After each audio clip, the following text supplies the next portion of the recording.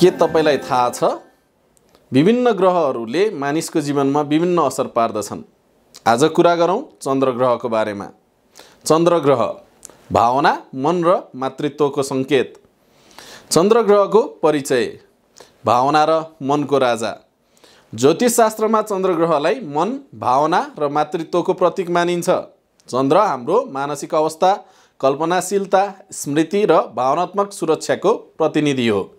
चन्द्र सूर्यको प्रकाशलाई परावर्तित गर्ने ग्रह हो र त्यसैले यो अहङ्कार छैन, बरु संवेदनशील, परिवर्तनशील र ग्रहहरूको माता सरह मानिन्छ।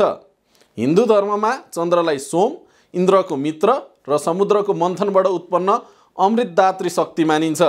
चन्द्रले आमा, स्त्री, सौन्दर्य, सौम्यता र दया भावनाको प्रतीक पनि गर्छ।